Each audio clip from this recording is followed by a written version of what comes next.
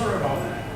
What does it mean that the river is alluvial? It simply means that if I take a cross-section across this river, I'm going to see that there is hills, and at some depth there is bedrock, but the whole valley bottom is filled with material that the watershed produced and deposited there sometime in the past. And so this river basically is continuously moving stuff, silt, sand, gravel, boulders, whatever, but it's flowing on top of the stuff that it has already transported in the past.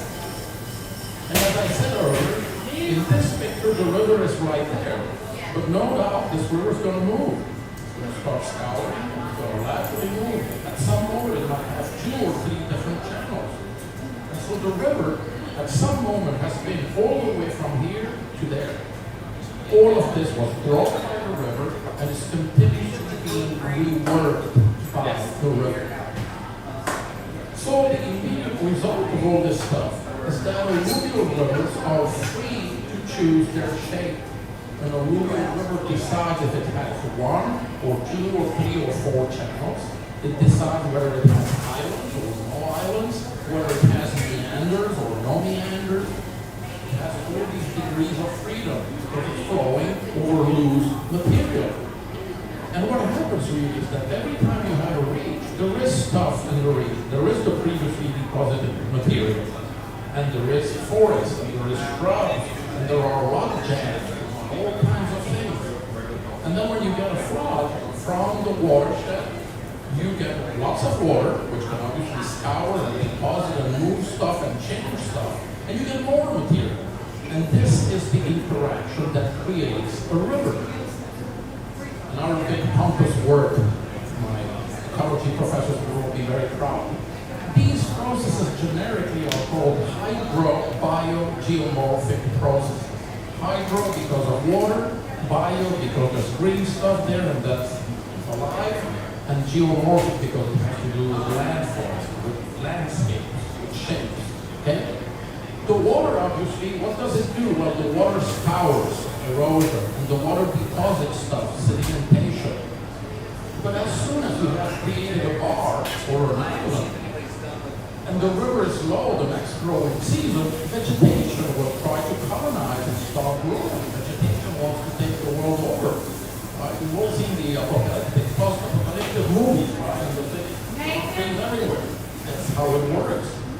So again, what's typically the main human impact on river? 2 things. Either we mess up with these processes, we build a dam, we change the discharge. There are no more floods. There's no more sediment. We built a huge reservoir and all the sediment deposits at the delta at the entrance of the reservoir. Or else simply we go into here with good old bulldozer and we build levees, and we dredge and we do all kinds of things. This, by the way, is the Mississippi River, and this is a map of all of the old channels, the paleo channels of the Mississippi. This was done by Fisk in the 40s. Remember that the floodplain of the river corridor of the Mississippi, at some location is more than 100 miles wide. It's one of the biggest rivers on Earth. So what happens in a river with these processes? Simply, you attain, after a few decades, typically, or a century, what is called a regime, a dynamic equilibrium.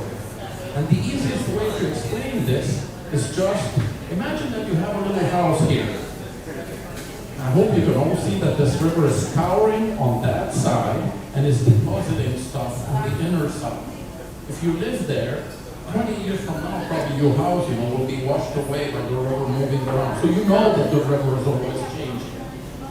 But if you're a fly fisherman and you come here once every 15 years to fish, and you're on your landing or you're coming on a chopper, and you see the river's going to look the same. It still has, some old growth forest, and some clean gravel bar, and it has meanders.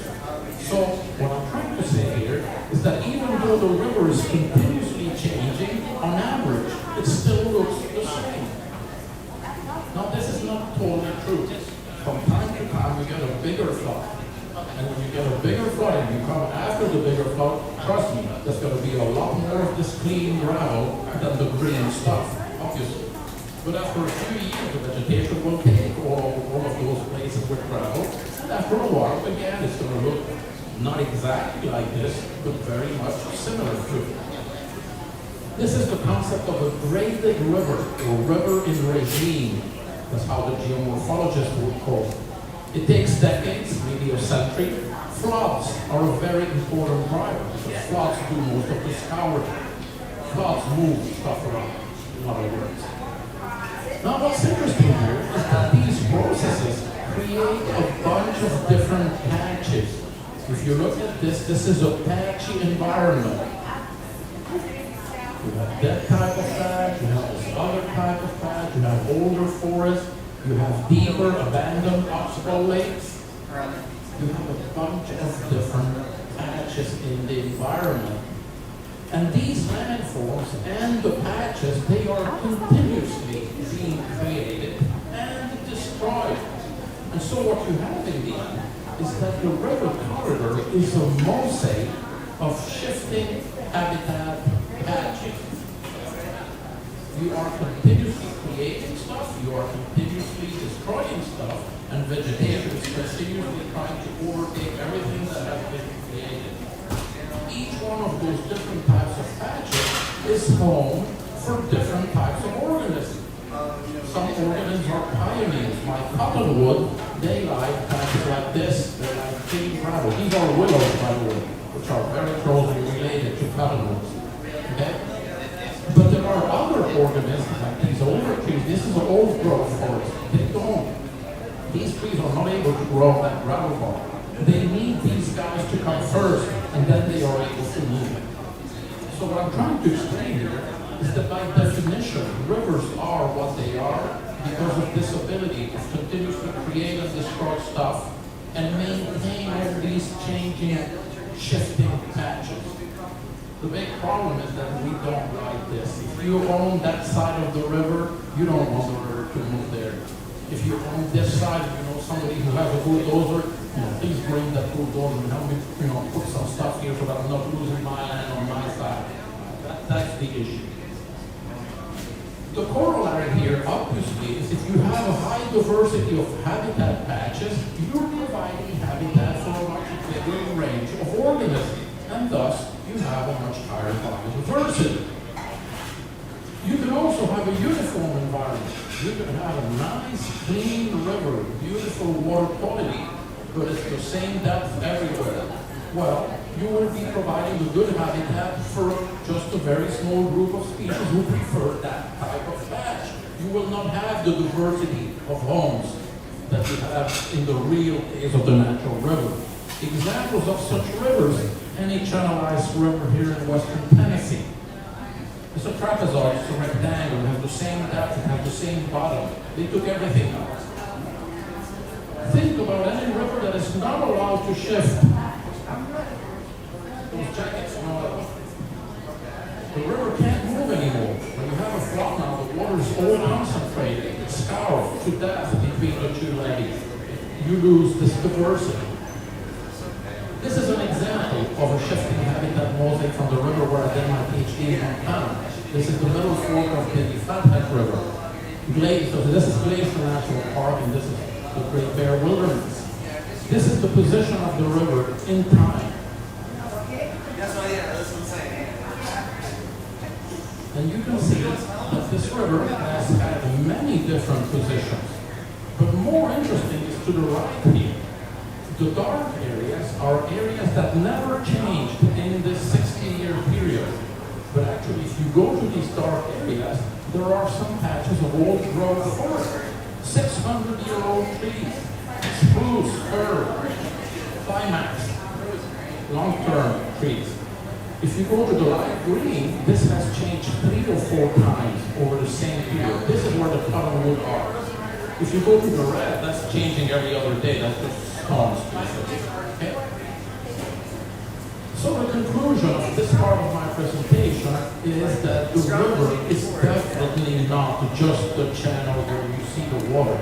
It is the whole fluvial corridor from valley wall to valley wall, and this includes the thick peat, because there are also different patches as you get inside the sediment, even though we can't see them.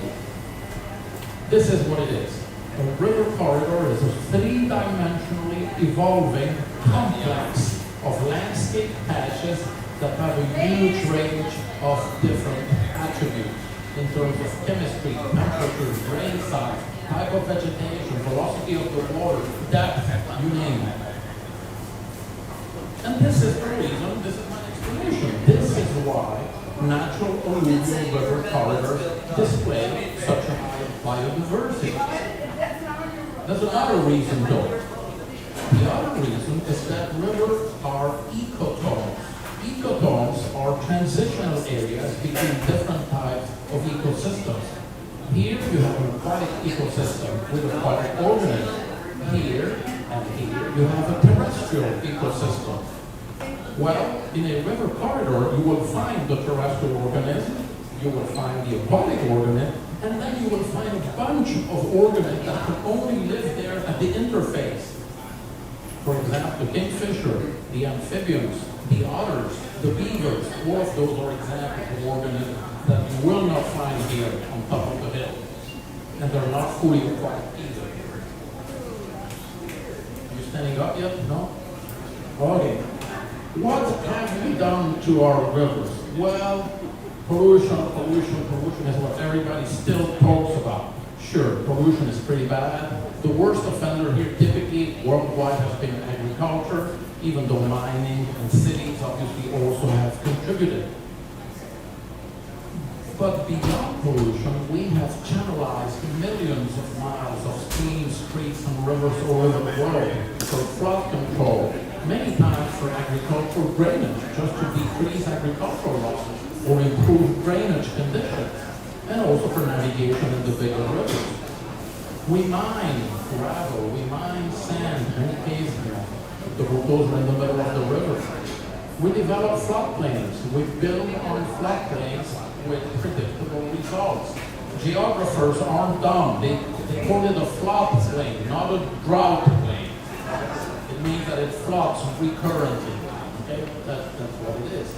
We have built large dams all over the world, and we don't care. We just continuously change the flow regime. We change the sediment, because sediments cannot go through this thing. They just deposit at the entrance of the reservoir. We change the water temperature regime. In some cases, it's great. The only fly fishing for trout that I can do around here is in table waters in Arkansas, because we're drawing water from the bottom of these deep lakes or reservoirs. In many places, or in countries like mine, where we still allow this type of stuff, we could just keep doing business as usual. We keep damming, we keep channelizing, we keep doing things that we should not be doing.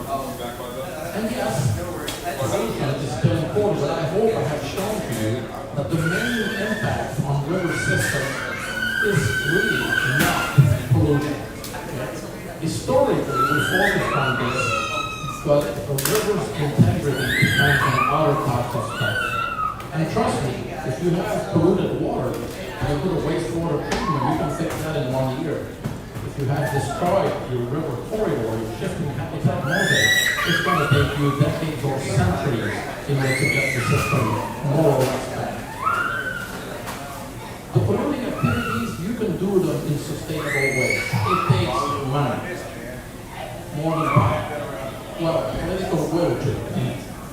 Alright.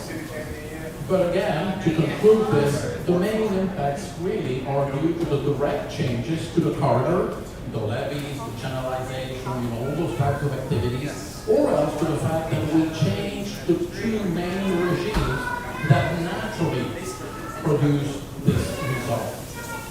So, the final conclusion here, if you want to maintain or if you want to restore a natural river, a river with high ecological integrity, what you need to do is you need to keep or recoup the original flow, sediment, and temperature regime. And you need to allow the river the freedom to move about. That's the only way that you can maintain a shifting habitat mosaic and get all of these ecosystem services provided by a natural river. Thank you very much.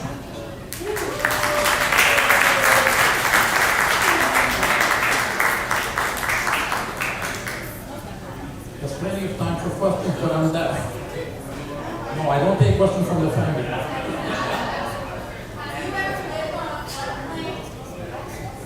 Yes, that's a very good question. Yeah. Our house in Chile is on a floodplain, and as a good hydraulic engineer, I computed that the return period of the floods, we get to the beginning of is about 80 years. And we bought that house about 15 years ago. My wife doesn't want to sell it, so that's the problem. I took a calculated risk, but now we're still renting the house. We still have a house on the floodplain. Thank you for your question, Carl. I appreciate the family life.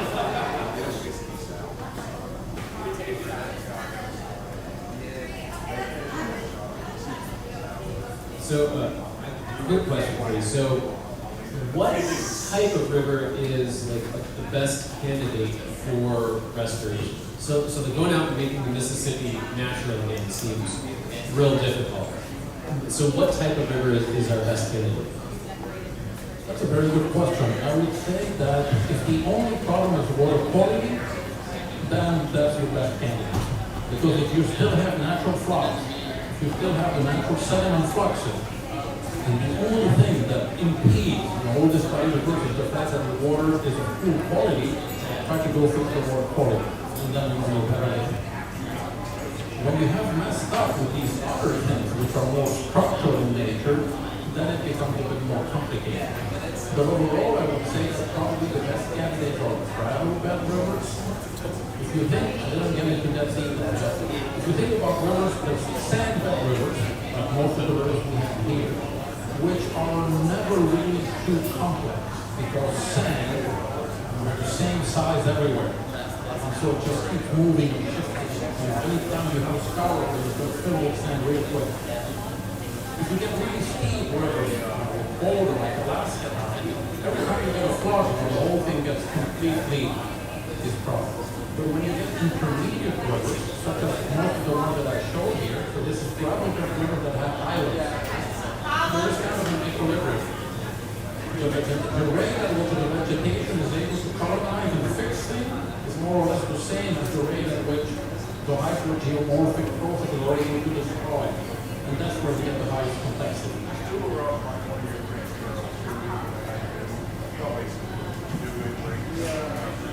Quick two-part. One is, we've been hearing a lot lately about how low the Mississippi River is. What are some of the dangers, not dangers, what are some of the problems that are associated with a very low river? That's probably obvious. But then the second part is, we've also heard from you that there's such a strong undercurrent in the Mississippi River where you can't go out and swimming because you get pulled up. Is that a fact, and why that's the case? Okay, I'm going to start with number two. I have no clue about the undercurrent. Okay? It sounds dangerous though. Now, low levels in the river typically could be totally natural. Rivers, have low flow periods, and then there are years in which, those low flows are even lower. Typically, the main concern will be for riparian vegetation, because when the river is low, the water table on the floodplain will also be lower. And then most of the vegetation, the roots will not be able to touch the groundwater. Because sometimes you can get die, you get the trees dying because of that. That's one type of issue. In the case of the Mississippi, there's the other issue of the mouth, which is the fact that river water is lighter than seawater. So when you are along the coastline, the seawater tends to enter it into the groundwater. There's a wedge, there's an equilibrium. It's not that you have fresh groundwater, and then there's a vertical line, and then you get salty groundwater. Because the groundwater, the sea, the marine groundwater is heavier, it's going to tip. And if you get a lower level, that thing will be able to enter further inland. Where you'll disrupt the equilibrium where those two waters meet. And that's pretty bad because you can salinize areas, groundwater regions that originally were fresh water. But that's not good.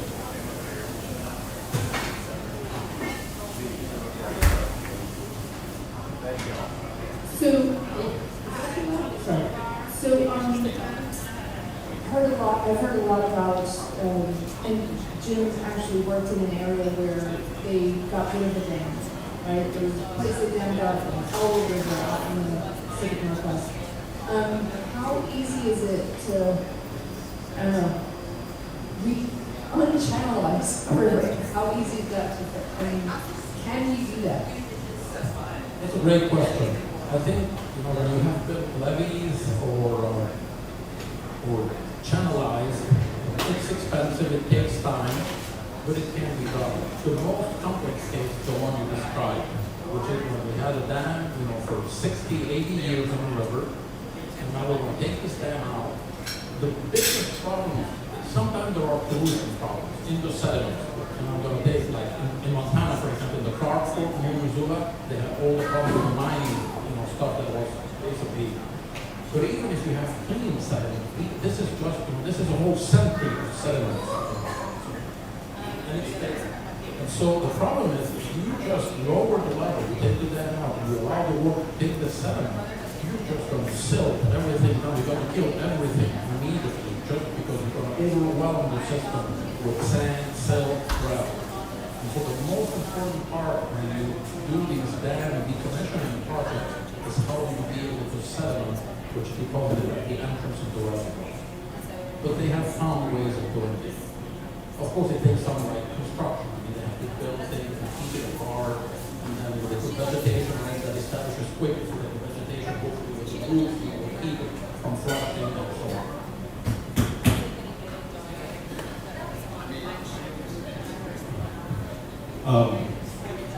Your observation about, if you own a house on that side of the river, you're going to want to bring in a bulldozer to secure that side of the river. And, really a lot of that comes down to the fact that property law, at least in the United States, is inherently antagonistic to the ideal of a natural river. I don't really see that changing in our culture.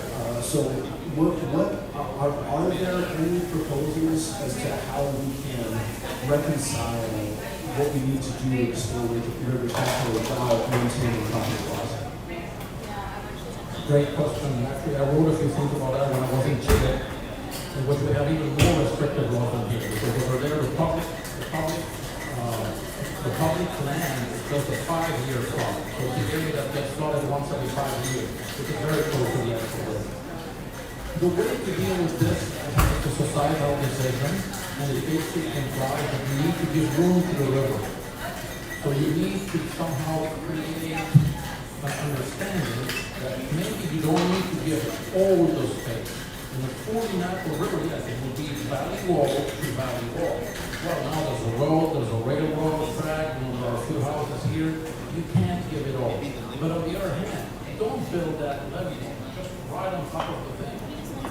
Try to keep as much space as your current economic and legal and societal conscience allows you to give to the river. More room to the river. Not all, but at least more.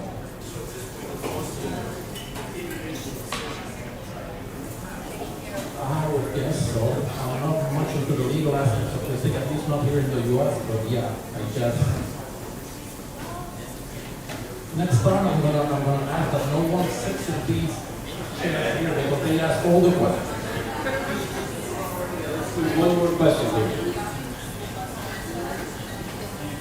Are there any countries or places in the world that are especially known for not doing leaving it alone, basically?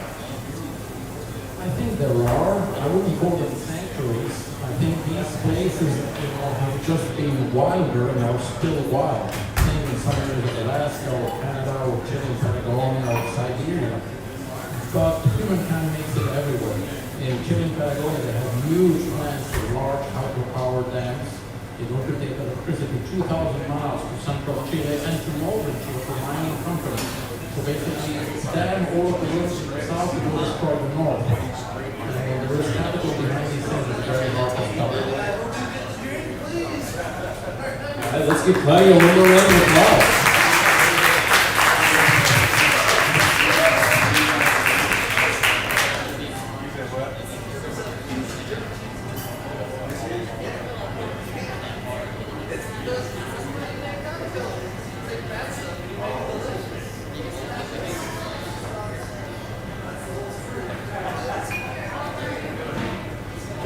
All right, so now is a really great time to head up, see if we can kick that tropical AF pig. Oh, it's gone! Oh, it's gone. Well done, everybody. Good job. Good job. Round of applause. I need a smile. Oh, it's over here now. Hey! I am going to encourage you to still go up and visit Mike at the bar there, see what he'll fix up for you. If you're interested in some more nerdy things, we do have a Nerd Night book coming out. You can pre-order it. I have a chapter about zombies in there. You can still join our Facebook groups, follow us on the socials, and I'm gonna play a little river song here for us in a second while you guys get some more beverages.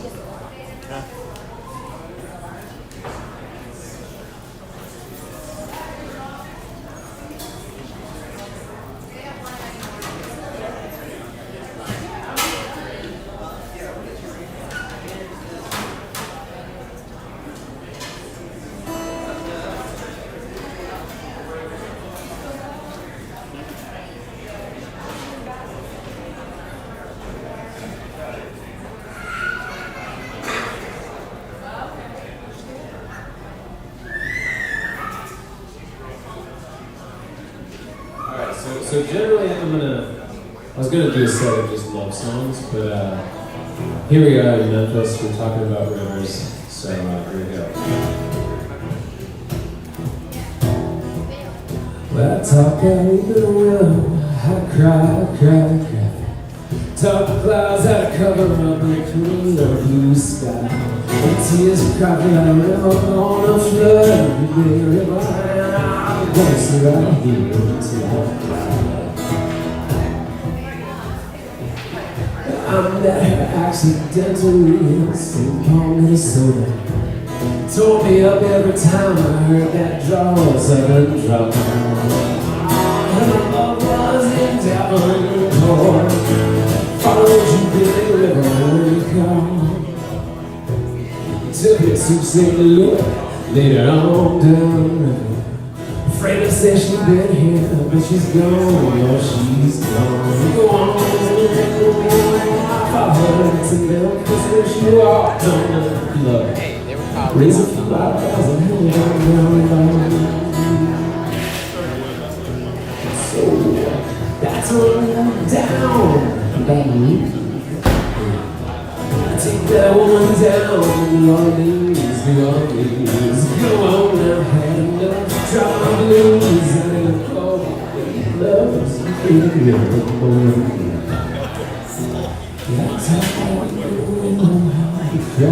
cry. Talk the clouds out of cover up and clear up blue sky.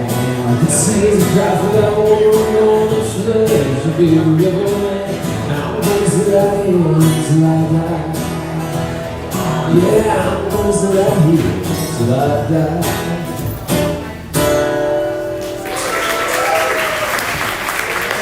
Thank you. Brian, I think I confused you with inputs. You did.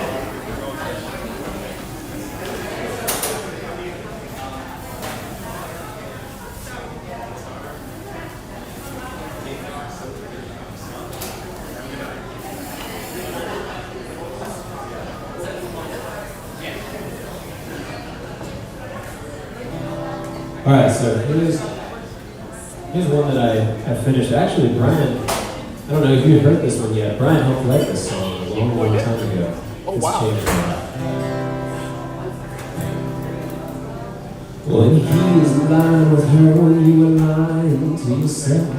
Turns out that time don't heal, it lays dust upon your shelf. So early in the summer when the fireflies start to glow, you got me crumpled up old bills, your old man's GTO.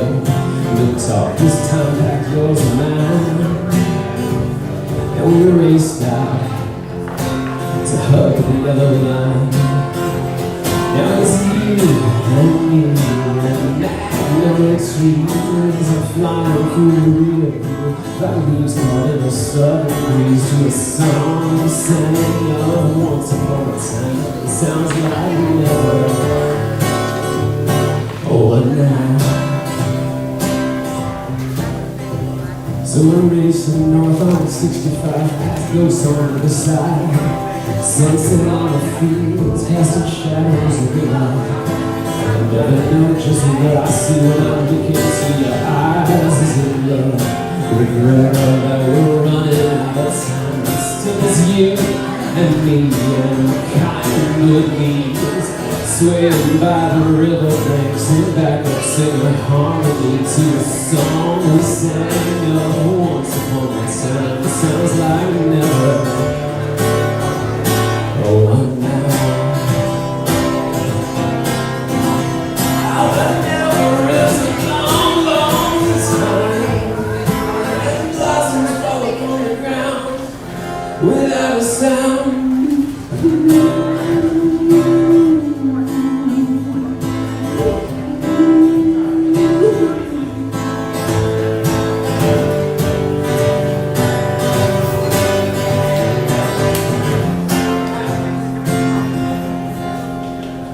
So we changed the tags for sunrise to the ferry across the lake.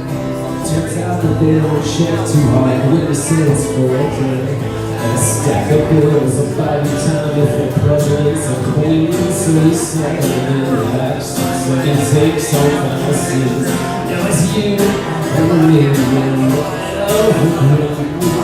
rolling out of hair against like waves across an open sea to a song we sing once upon a time. Could be forever right now. Could be forever right now.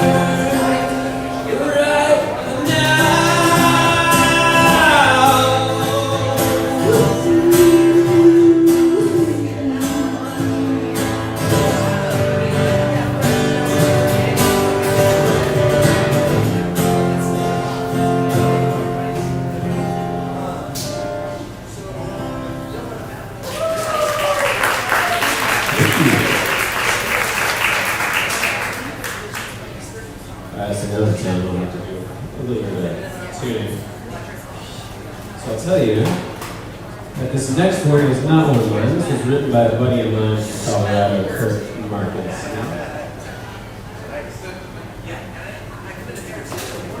And I also promise you I'm only going to play two that require harmonica.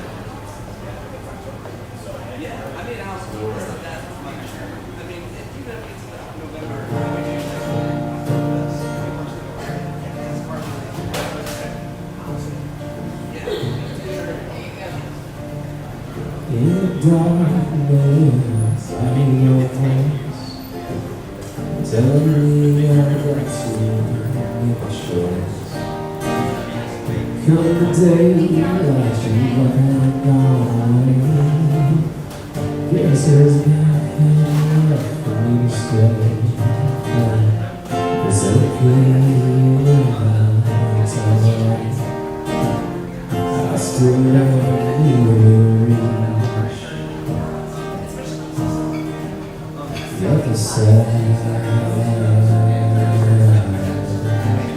the other side.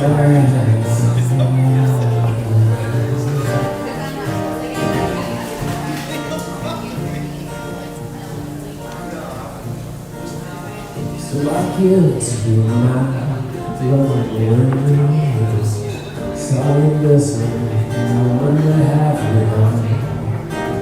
If I pack up my things and move on down the line, won't give up on you when I see you once again.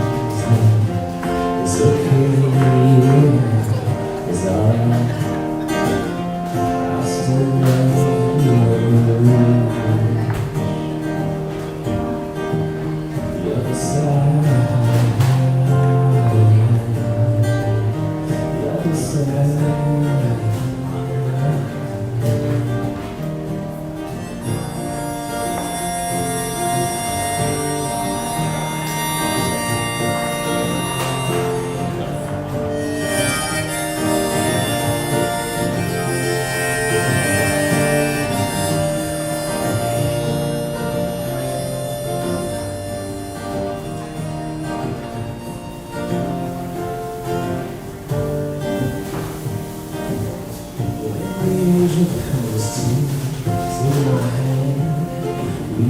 about my into the promised land. Well, I look back and I smile, because I know that I have for my love. It's okay, it's alright. I still love you. The other side.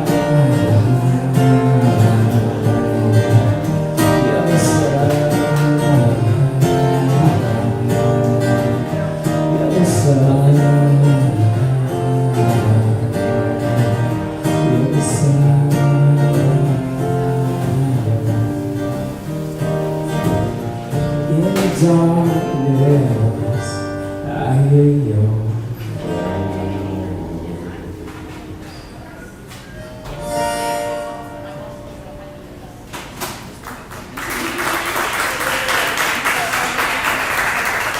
Thank you very much. All right, I got one more for y'all. So if you haven't refilled, you should go refill.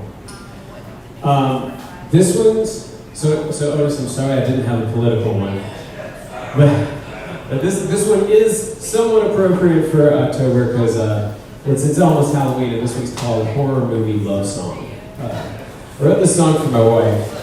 So it's a little weird. Stick with me. It gets sweet, but it starts off weird.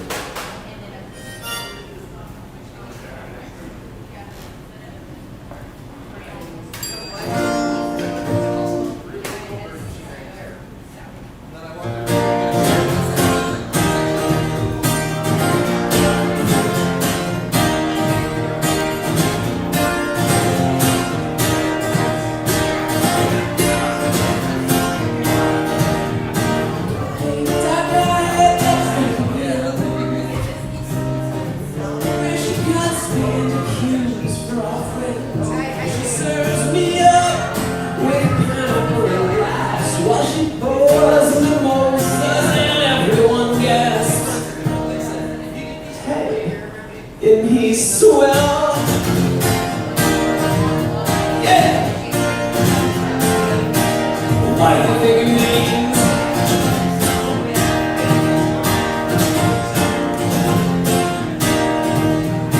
Well, hey, Doc, I had that dream. Wonder when she peels away my skin. Like I'm an artist who's not ready for the spring. But all she burns is spit and cigar ash. And send you where there ought to be a heart. Yeah, what do you think it means?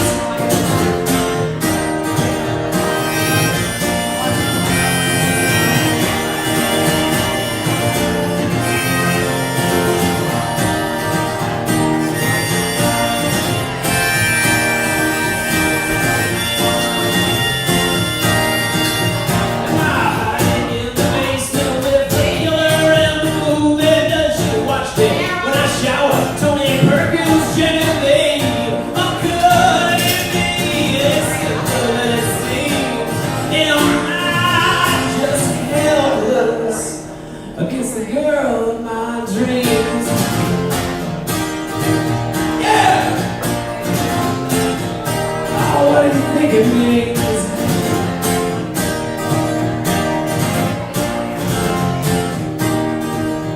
And every morning she puts me back together. After every night I fall apart.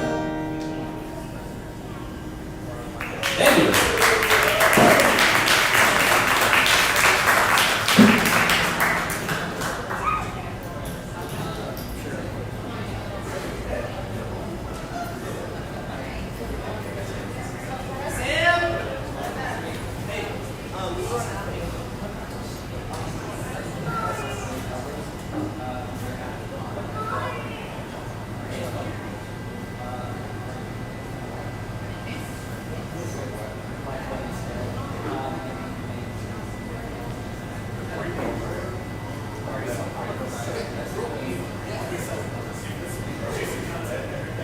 All right, so thank you all for sticking around for that. I am so happy to introduce Otis Sanford. Otis is a professor emeritus in journalism and strategic media at U of M.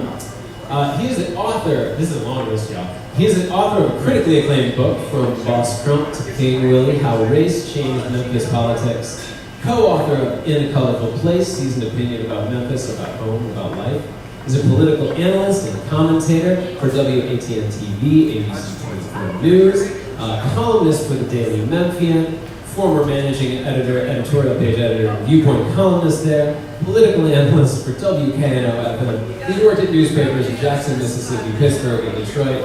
He is an inductee into the Tennessee Journalism Hall of Fame and is here with us tonight to talk about the mayors of Memphis. Ladies and gentlemen, Otis Sanford.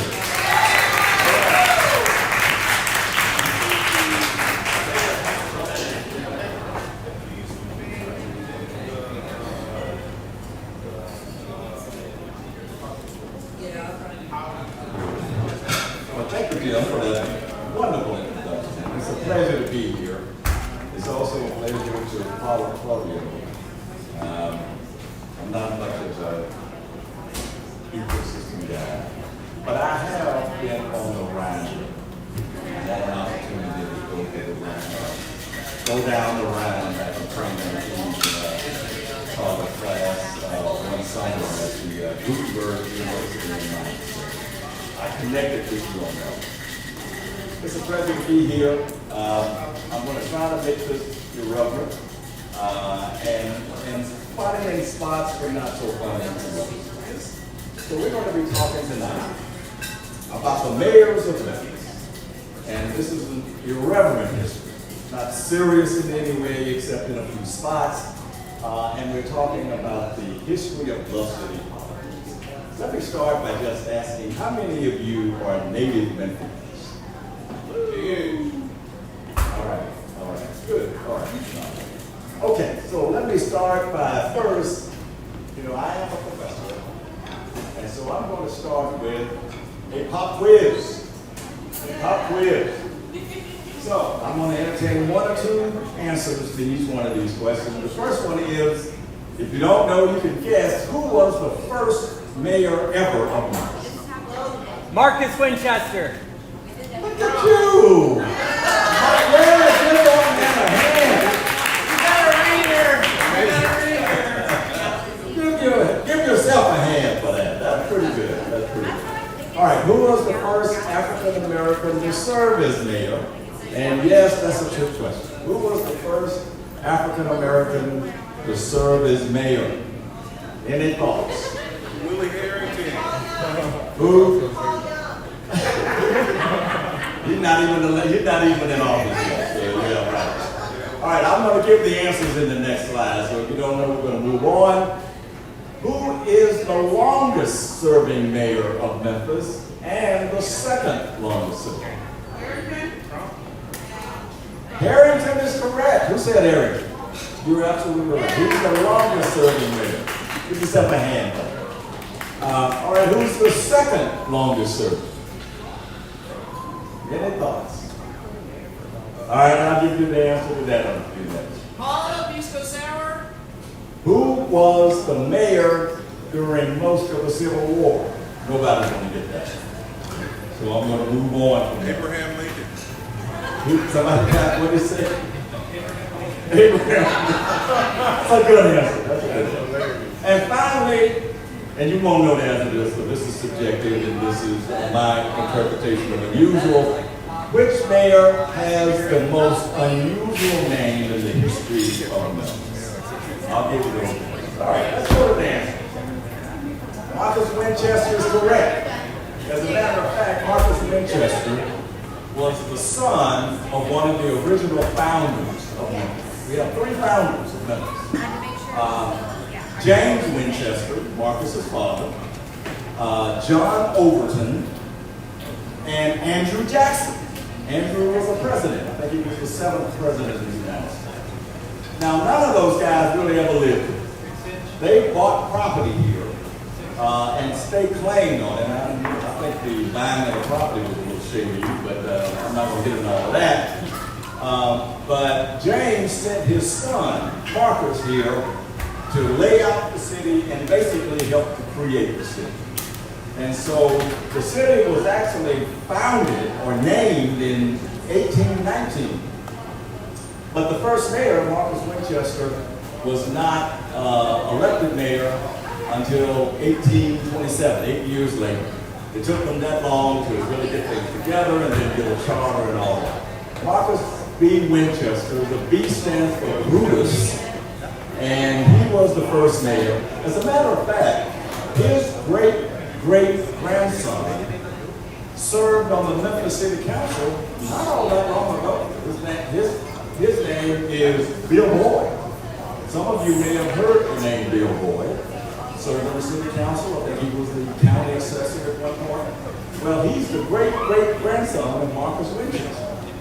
And another little unknown fact about Marcus is that he ran into some trouble. A lot of it was racially tinged because he married a mixed-race woman from New Orleans, and they got mad at him for that.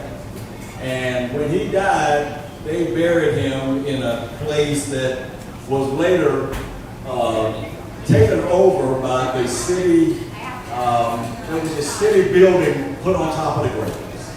And so his grave was actually lost for a long time. But he was the very first mayor of Memphis. All right, J.O. Patterson Jr. was the first African-American mayor of Memphis. He was not elected. He assumed the office because the mayor at that time, this was 1982, the mayor at that time was Wyatt Chandler, and he had served quite a while, and he was ready to retire, and he got a judgeship. And so they forced the city I think it was the Chancery Court forced the city to have a special election in 1982. J.O. Patterson was the chairman of the city council, and because of the resignation, J.O. Patterson became mayor for like 20 days. And so that made him the first African-American mayor of Memphis. You got the William Harrington correct as the first, as the longest serving African-American mayor. The second longest serving is a guy named Watkins Overton. And if you've ever heard of Overton High School, Overton High School is named for Watkins Overton. He served about 15 years in office in 2 different times. And so he had the second longest. John Park was the mayor during most of the Civil War, from around 1861 to 1864. That took up most of the Civil War, John Park.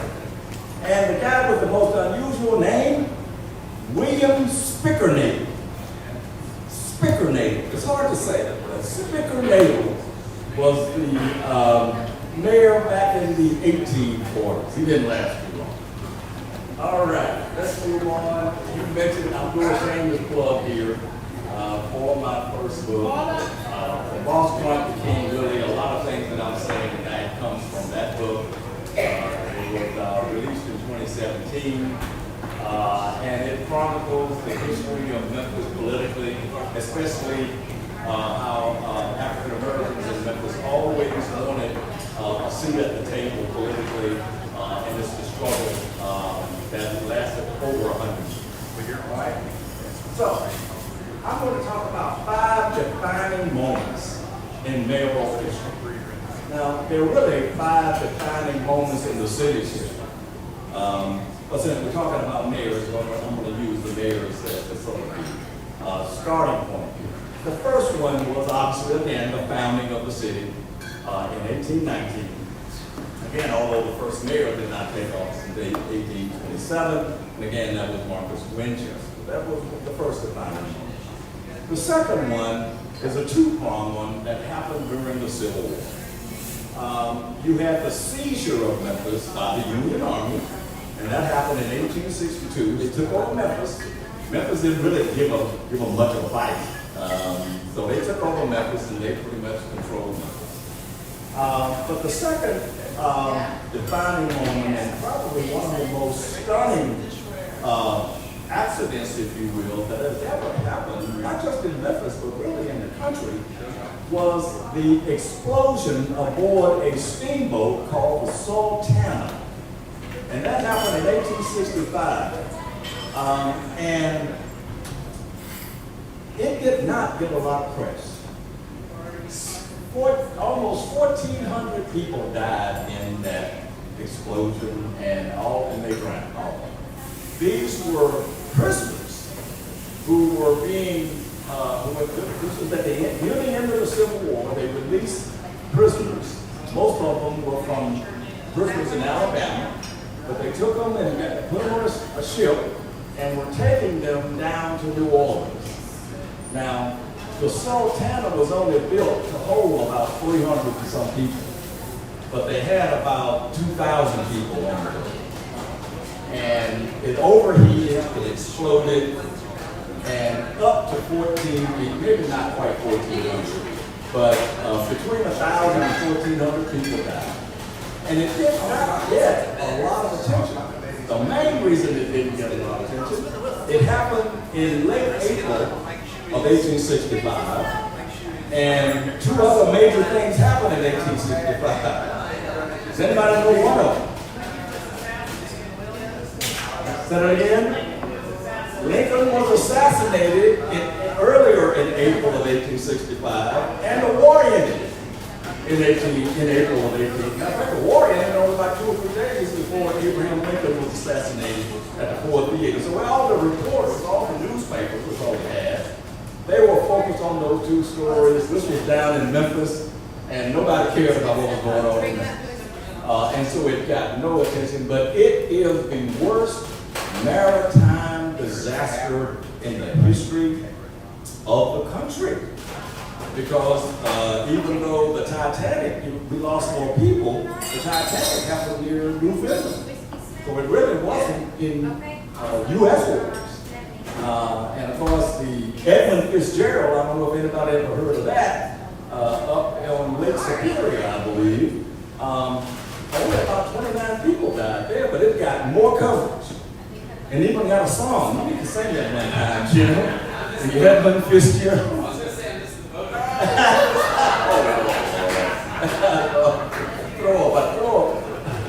throw a tomato at that guy. But yes, the Sultana explosion, that was a defining moment here because it was such a big tragedy that really never got any coverage. And finally, the 1866 Memphis Massacre was another defining moment here where, this was a race riot that really wasn't a riot, it was a massacre that a lot of African American women and children, men were killed or beaten and houses burned, churches burned. I mean, it was a terrible thing that happened in 1866. The third defining moment is the rise of Boss Trump, one of the characters in my book. He was first elected mayor in 1909, and I'll talk a little bit more about him later. The fourth defining moment was the city sanitation strike and Dr. King's assassination that happened here in 1968. The sanitation strike started in February. Dr. King was murdered on April 4th, 1968. And all of this happened under the watch of Mayor Henry Lowe, who I consider to be probably one of the worst mayors that Memphis has ever had. And then the last defining moment was the election of Willie Harrington as the first elected African American mayor in 1991, and he stayed there 17 and a half years. All right?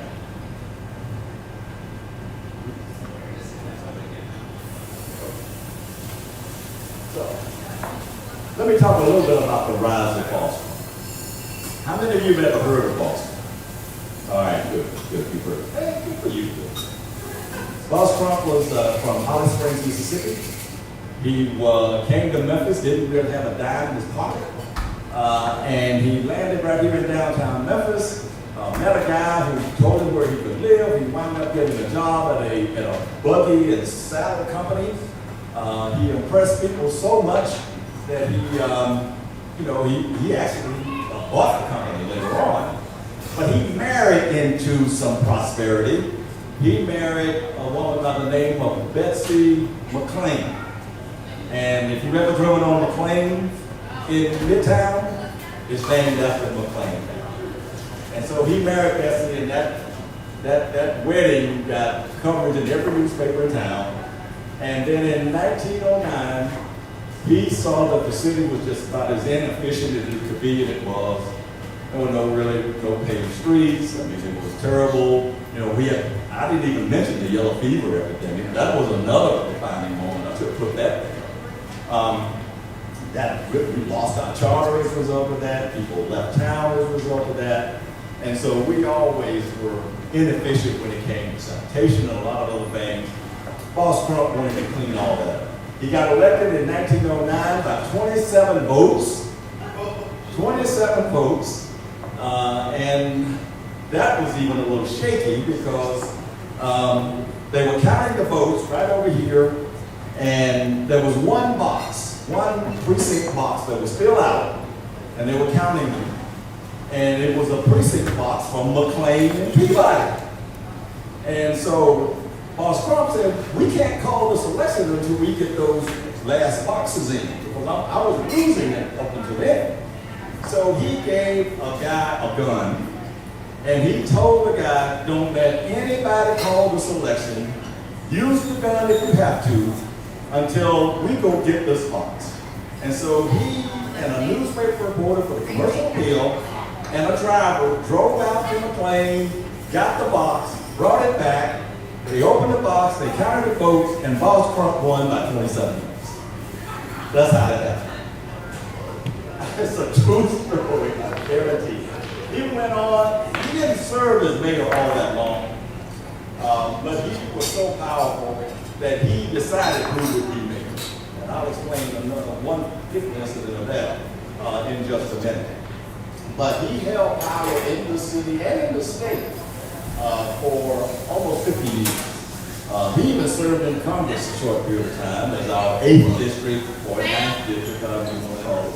Our 9th district congressman for just a couple of years. But he had unbelievable power, and he got that power from African American voters. They're the ones that kept him in office or elected the ones that he wanted to have elected. Now, I call this my hat brigade. And I'll explain a little bit more about it. This is one of the most unusual moments in Memphis political history. It happened on New Year's night, New Year's Eve night, leading into New Year's Day. And for a day and a half, Memphis actually had 4 mayors. 4 mayors in a day and a half. Now you say, how is that possible, right? Well, I'll tell you how it's possible. I'm going to identify these guys first, and then I'll tell you how it's possible. Clockwise, that guy's name is Walter Chandler. That's Watkins Overton I'm talking about. That guy is Clifford Davis, and then that's Boston. So here's the story. Watkins Overton was serving as mayor in 1939. We've been in office for a while. But Boss Crump kept meddling in the city affairs. And Watkins Overton just got tired. And he said, I've had it. And so I am not going to run for re-election. But he announced that very late in the game for the 1939 city election. Well, Boss Crump said, okay, fine, you can not run, but I'm going to get Walter Chandler to be the next mayor. Well, Walter Chandler was serving in Congress. He got the same seat, 8th district, 9th district seat. And he couldn't leave office because they had a law back then that if you ran for another office, you had to resign your current office. And people in Congress just didn't want Walter Chandler to resign because there was some important legislation that was coming up, and he just couldn't resign in time for the election. Well, Boss Crump said, okay, I'll take care of this. I'm going to run for you. True story. I'm going to run for you. I'll tell the voters what I'm doing. And once I win, because I know I'm going to win, I'm going to resign. And then by that time, it'll be 1940. You can leave Congress and come be mayor.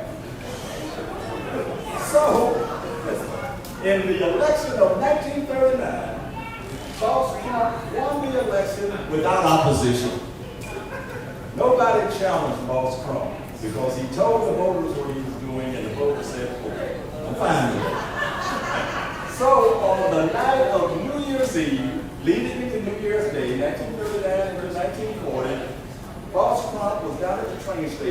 right down here, and he took the oath of office, and he immediately reached in his pocket and handed a resignation letter, and got on the train and went to New Orleans to watch the Super Bowl. Now, this was a holiday, so they couldn't do any business on New Year's Day. So what we had here is Boss Watkins Overton was mayor for about 5 minutes after midnight. Boss Crump was technically the mayor after that until the next day, and when the city commission could have a meeting. During the meeting, though, they had to have a mayor before they could appoint somebody to be mayor. And so that was Clifford Davis. So Clifford Davis was mayor for about 5 or 6 minutes. And then they appointed Walter Chandler to be mayor. 4 mayors in a day and a half. Nothing has ever happened like that before or since, and I hope it never happens.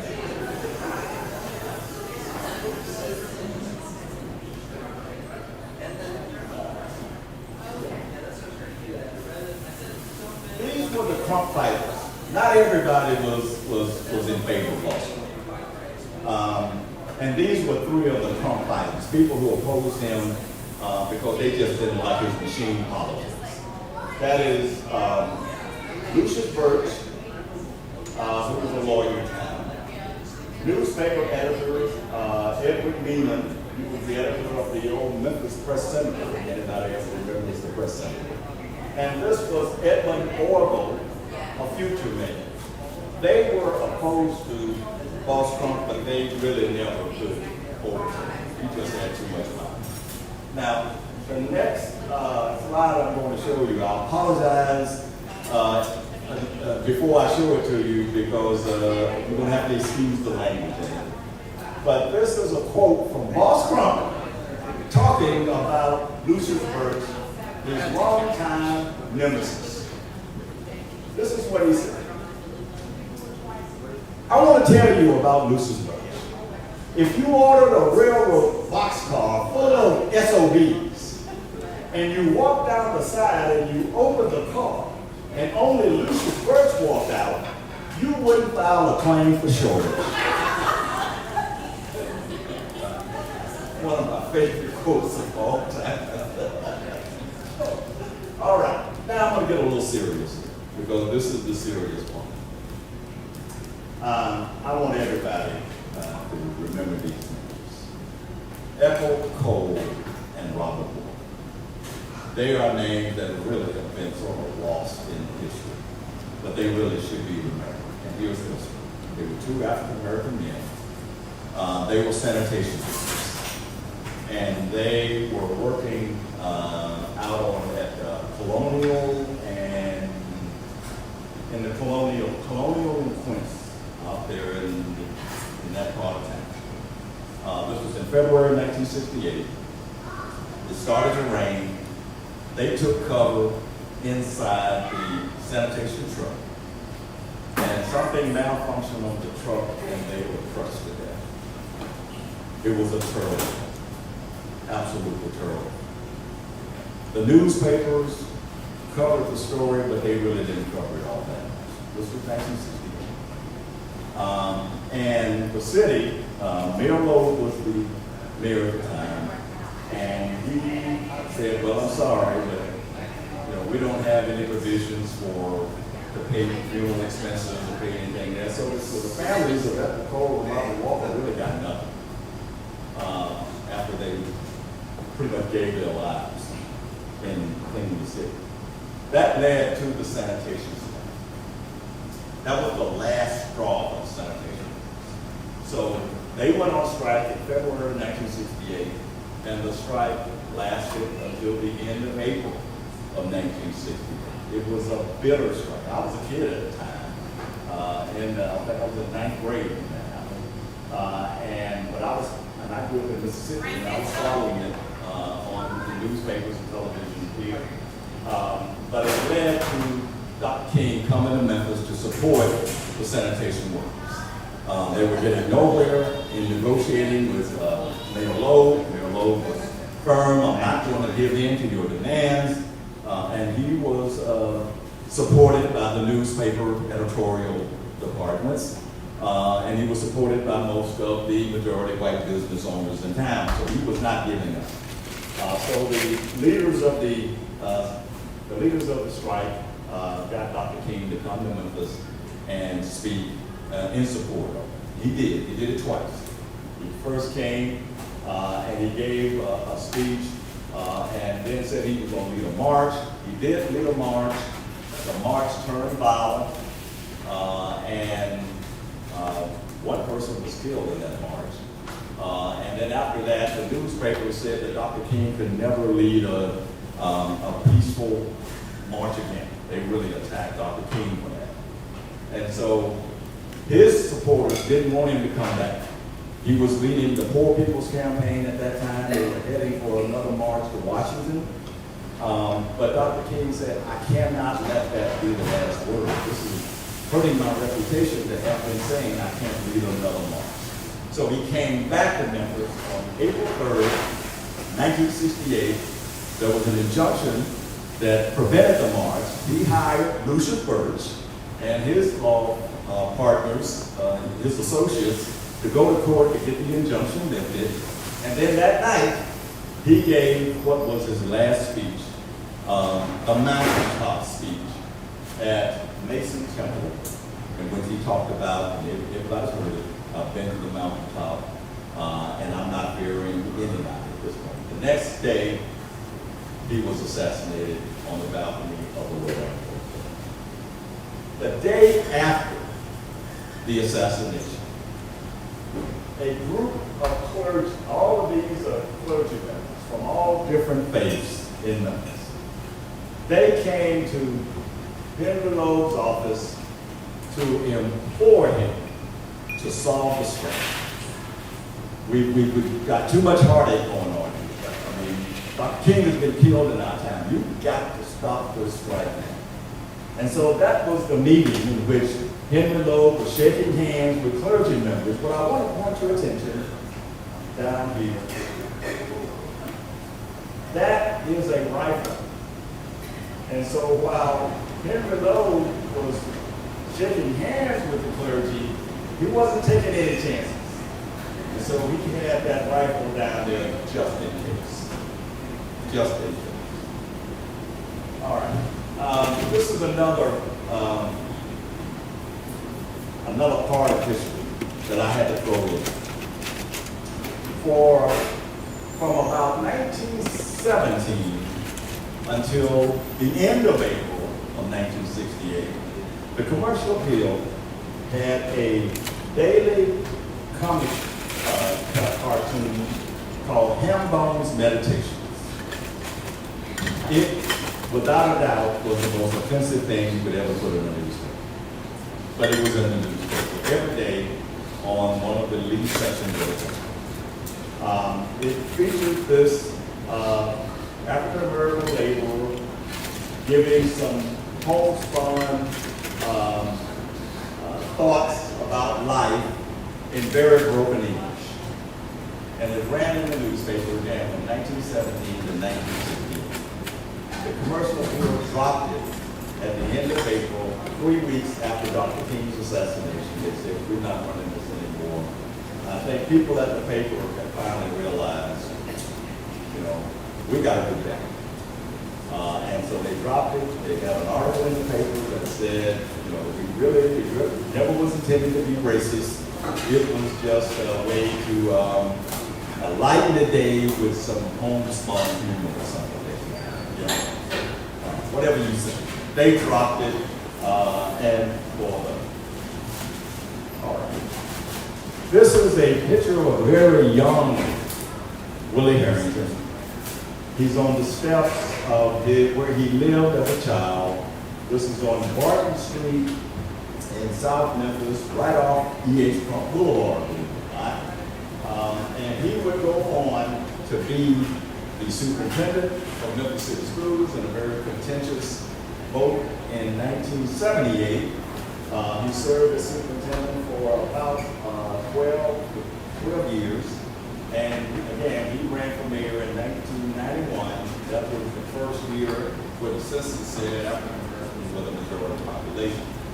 And so he won his election by only 142 votes out of about 300,000 to 400,000 votes that were cast.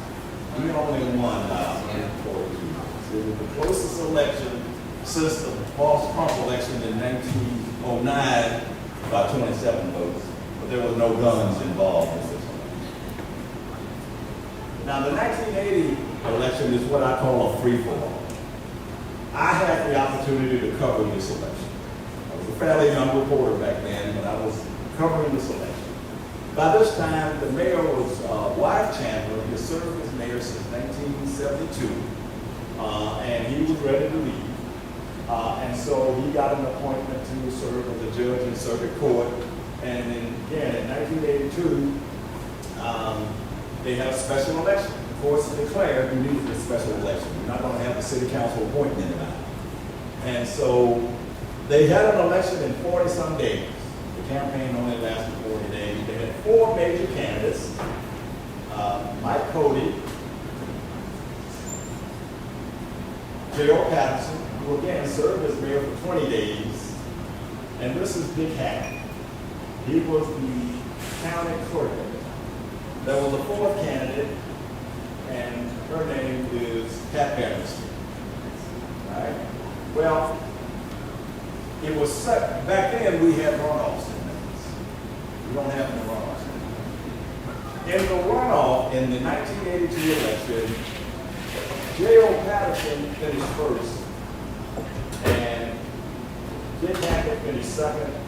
Mike Cody, who I have to admit is a real close friend of mine, he used to be the U.S. attorney, he should have won the election, because Mike Cody was a progressive guy who said, I'm going to run, and I'm hoping to pave the way for the first African American mayor in Memphis, which is going to happen at some point. And I want to be the person to help bridge that. Well, but the voters did not support Mike Cody. They supported African American voters, supported J.O. Patterson. White voters supported Dick Hackett. They had a runoff, and in the runoff, people didn't come back to vote. Dick Hackett won the 1982 special election. He went on to win 2 other elections. He was finally defeated by Dr. Harrington in 1991. That was a historic night in Memphis. October 3rd, 1991, Dr. Harrington won the election. Those are some of his supporters down at the Peabody celebrating his election, really, a historic election, as the first African American.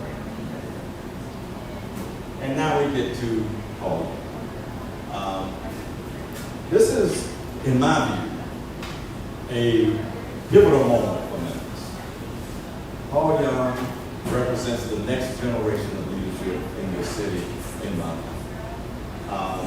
I think, and I don't mind saying this, I'm an opinion journalist, I think the voters got this one right. Paul Young has experience in city government. He, again, represents the next generation of all of the 4 to 5 major candidates for mayor this year. He was the youngest, but I think he was the best prepared to do the job.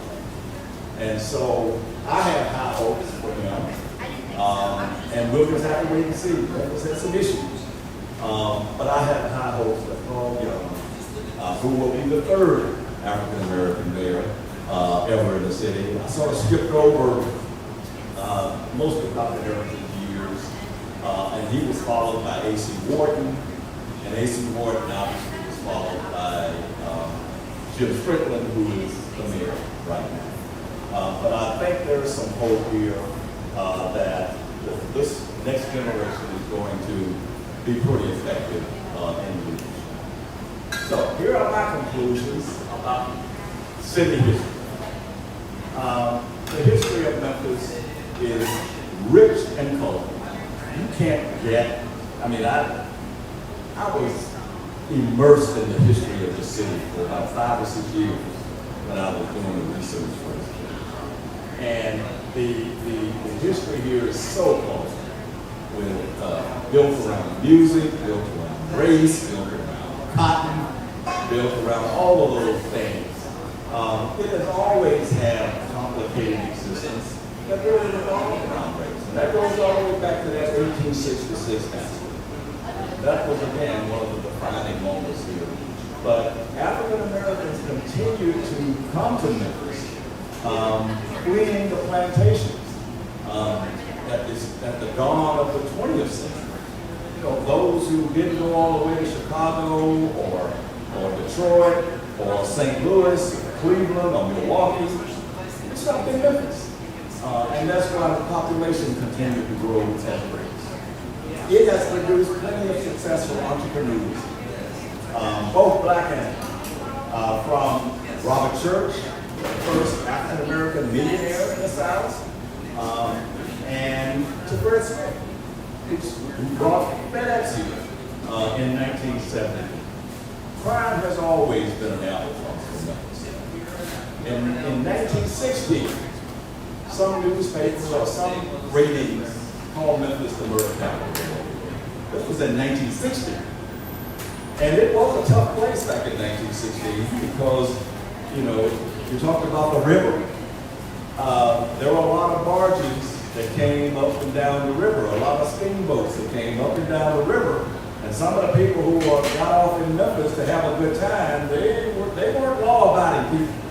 And so you had a lot of cutthroats who would come on, go to the dives that were along Bill Street and other places, go to these other houses of ill repute, and a lot of times crime was happening in downtown Memphis at the turn of the 20th century. So crime is not new to Memphis. It has always been an albatross for us. But I consider Memphis to have just a lot of soul. And I'm not just talking about music, because it does. It has a lot of soulful music, inspirational music, spiritual music, blues and rock and roll and whatever you want to call it. But it also has a lot of soul because of what's inside of people who live in Memphis. And I love the city. Again, I grew up on a farm in Mississippi, but I always loved Memphis because it was the place that I saw and had so much excitement, so much going for it, and I wanted to get off the farm.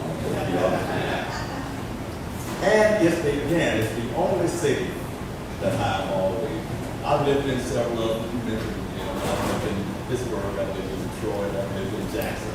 I spent some time, OJ this year. I've lived where I lived. I lived a short time in Chicago. But to me, there's really nothing like Memphis. I could have stayed in Detroit, but the opportunity to come back to Memphis to do journalism was an opportunity that I could give up. So I love Memphis. And so that is the end of my presentation, and I'll take any questions.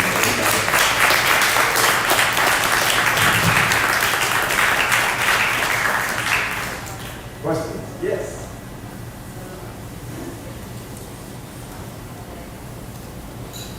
So this is more of a question about today, Okay. given your expertise. I'd like to know what you think of the fact that our last election for mayor occurred in October on a Thursday. What's up with that? Okay. That is based on history, and nobody is willing to change it. It has been on the first Thursday in October for decades and decades and decades. I'm sorry. Well, I know, because the national elections are on the first Tuesday after the first Sunday in November. The state elections are in November, but Memphis, and I think they did it to get away from the November elections, and also they did it away from a national election year. You notice all of Memphis elections are on odd number years. Like this was 2023. The previous election was 2019. Before that it was 2015, 2011, 2007. They did that, but that goes all the way back to the early part of the 20th century. It's been that way for about 100 years.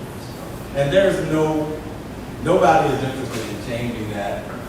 I thought you were going to ask me about turnout, because turnout is terrible.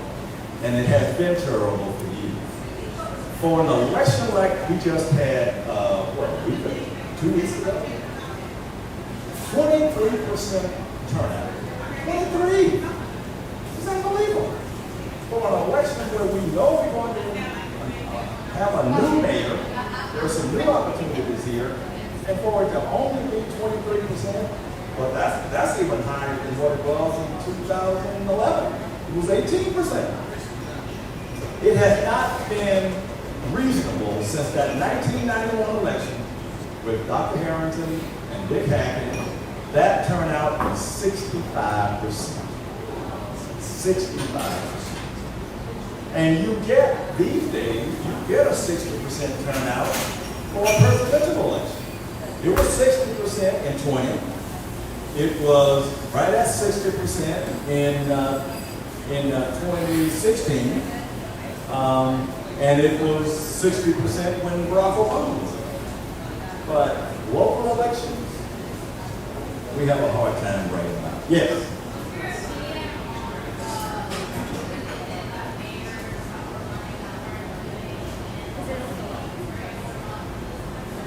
Oh, the suburban? Well,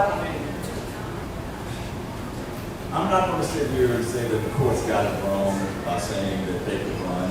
You're talking about the two candidates who lived outside the city but moved in order to run, Ford Barnes and Van Turner.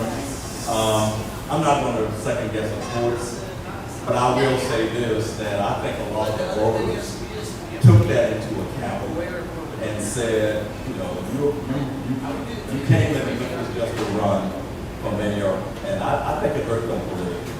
But I'm not going to, there is a belief, and I talked to the city council attorney who made the ruling or made the call that the old rule that said you had to be a resident for 5 years to run, he said that was no longer applicable because of the Supreme Court decision. And so I'm going to, I'll go with him on that. But again, it doesn't matter what the courts say. It's what the voters said, and I think the voters took that into account when they did not elect you on it. But that's a good question. Thank you. Yes.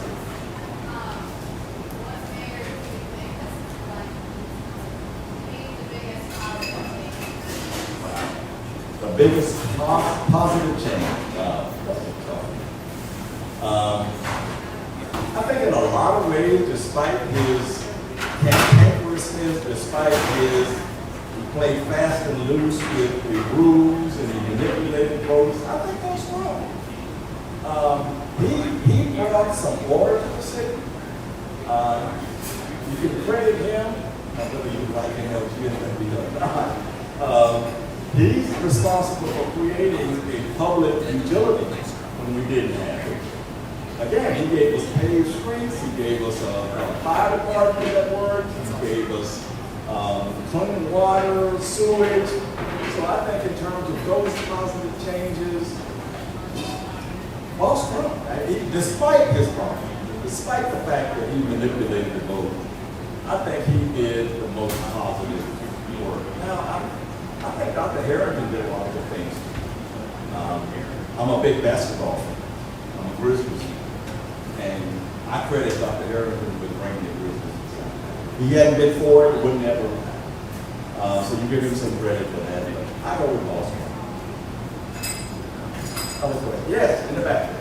So, for the end of Dr. Harrington's term as mayor, he had a 4-year brief time, and Right. then, of course, research after that. Then we got a lot of mayoral instability in a relatively short time. Right. Can you provide some insight on that? Yeah, I mean, and you're right. There is some instability there, and that's because of term limits now. I think that the voters, frankly, they got tired of Dr. Harrington. And he should have left after 3 terms. I tell him that to his face. But he was an effective mayor. But the voters approved term limits. You can only serve 2 terms. They did that for the beginning with the 2015 election. It didn't apply to A.C. Warden.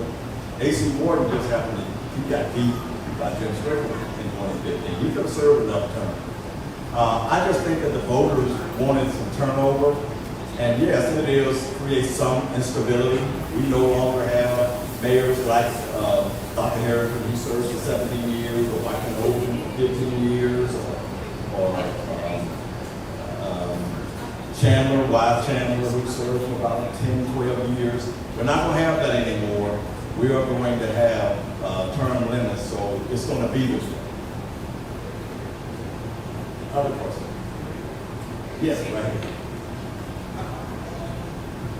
So, I think all of us in this room who care about Memphis, we all probably say the same thing, that Memphis has a lot of promise. And the other side of that coin, of course, means that there are challenges, right?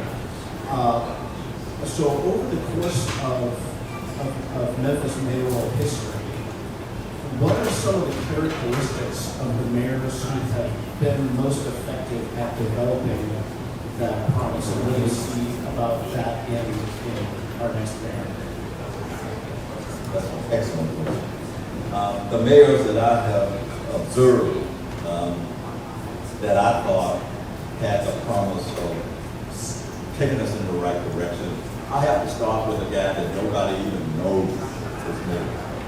And that guy's name is Frank Tober. If you've ever been out on Central Avenue by the football stadium, there's a little tucked away park over on the left side called Toby Park.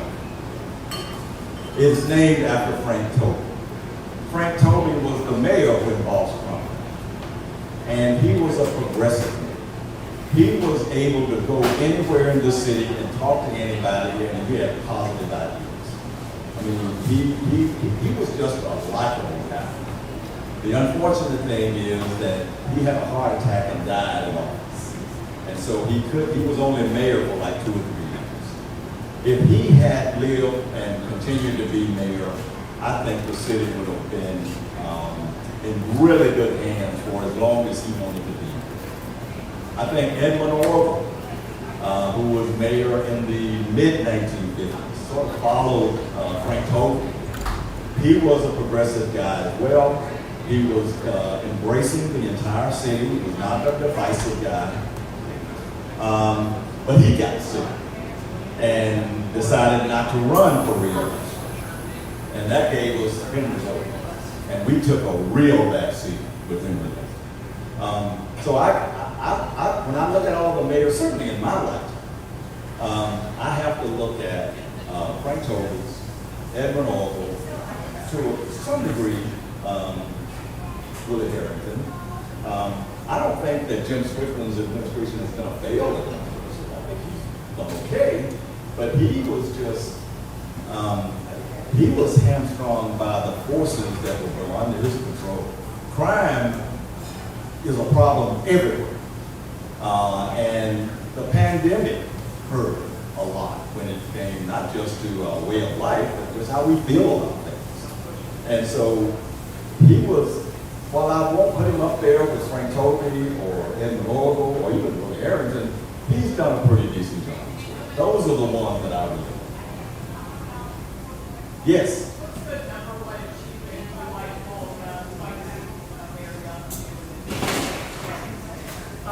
I think the number one issue for me, the number one issue for me might not be the most pressing issue, because everybody talks about crime, and everybody talks about economic development, all that. My number one issue is creating a cleaner city. I think that we have too many people in this city who treat our city as a trash. I'm telling you, yeah, they do. I posted it. I put a Facebook photograph on today because I was behind a person filling up my gas pump, at the gas pump, filling up my car, and when we drove off, that person threw trash on me. And I took out my phone and I took a picture of that car. Now, I didn't use the license plate in this case, but I told them on Facebook, let this be a warning. Because the next time I see this, I'm going to use the plate. And because the litter in this city is terrible. So we got to do a better job. Again, that's not the crime problem, that's not the employment issue, it's not what we're going to do about the stadiums, it's none of that. But the quality of life in the city, in my mind, starts with making the city look better and look clean. That's my number one issue. You've also noticed one quick thing before I turn it back over to Jan. We have never had a woman mayor. Never. Now, I can't give a definitive reason why that is, except that I just think that the voters in Memphis are pretty paternalistic about things. And there have been some quality candidates, women who have run for office, but it has never broken through. Not like Nashville has ever done, Atlanta has ever done. Baltimore has ever done. I'm not sure I can get to that right now as to why that is. But I'm thinking that it's going to change at some point, and I hope it's sooner rather than later. With that, I'll turn it back over to you.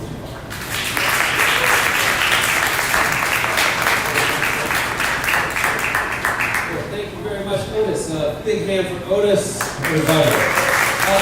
Another big hand for Claudia. Thank you so much. And to all of you, thank you so much for coming out here to Nerd Night Memphis. We will be back here on the third Friday of November, which I believe is the 17th.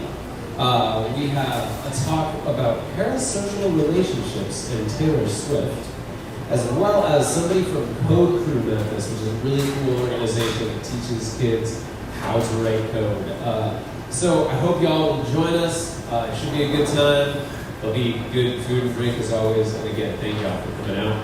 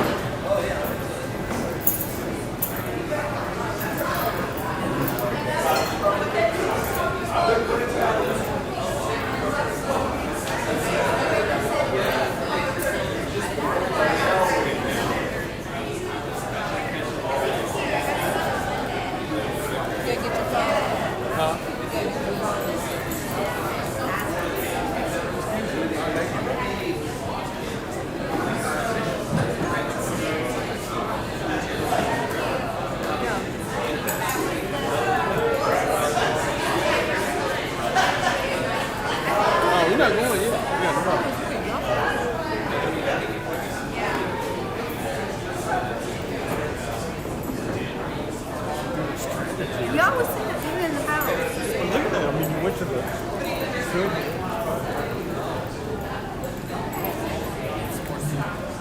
Would you like me to drive?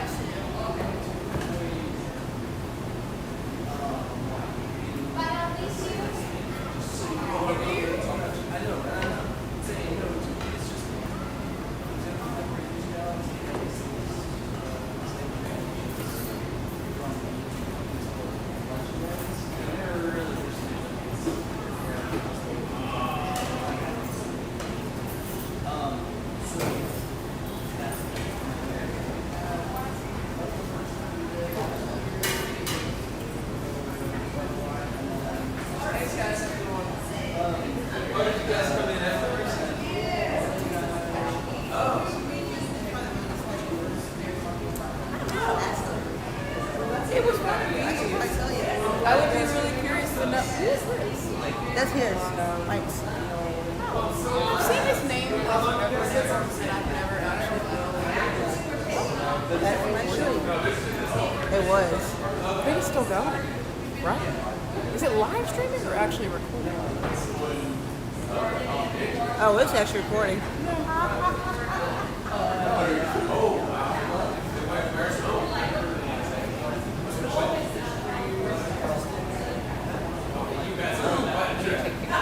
These are games that people like. Must be some like games.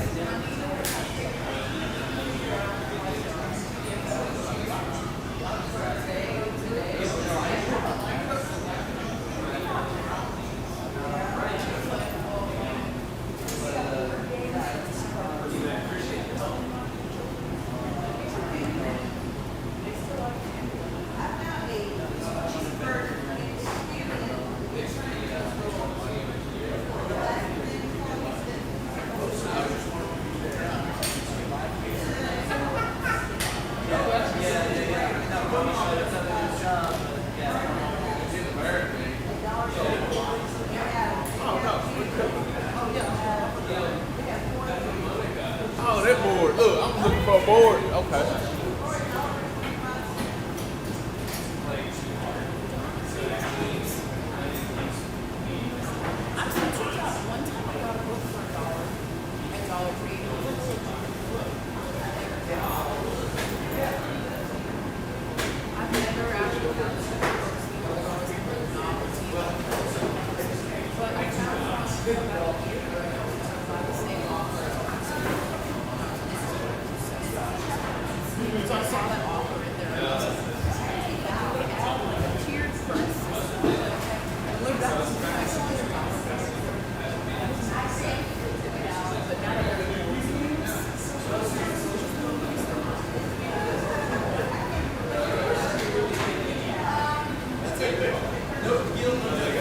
Whatever that piece of Pam had, I'm gonna order that next time. Do what?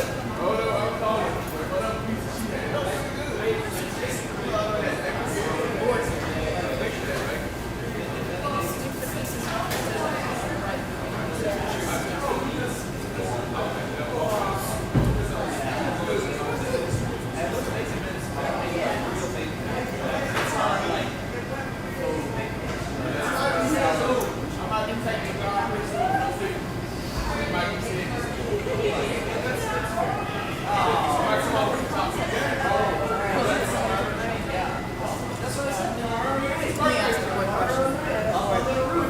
Flashlight ball.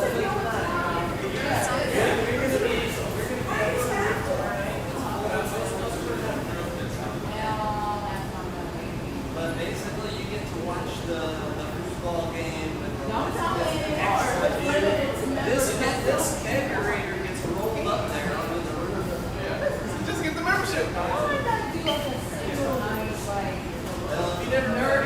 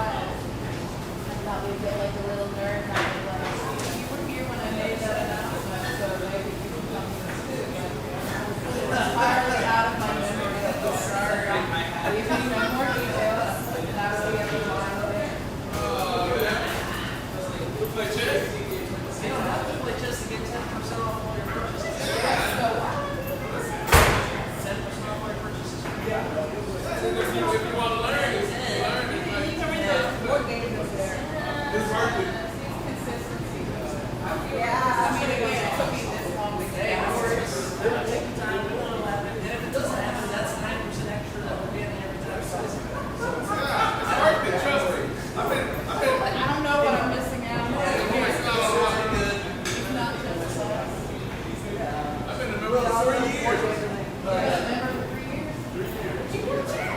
I know they catch. My son catches. Oh, that's not just one. He's like, what's that? No, my son playing chicks. The first or the second? The first was Claudio and I can't remember his last name. And the second was Otis Sanford.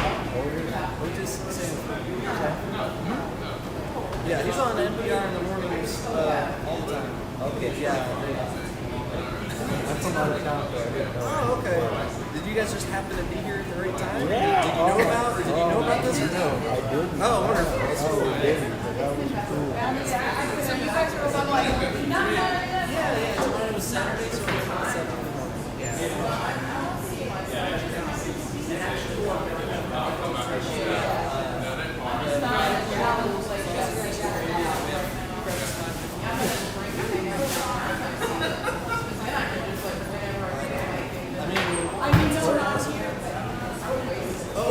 Chicken and waffles. Yeah, I guess so. Chicken and waffles. If you haven't had chicken and waffles, it's pretty simple. It's fried chicken, waffles, and maybe soup. That's it. Yeah, it's delicious.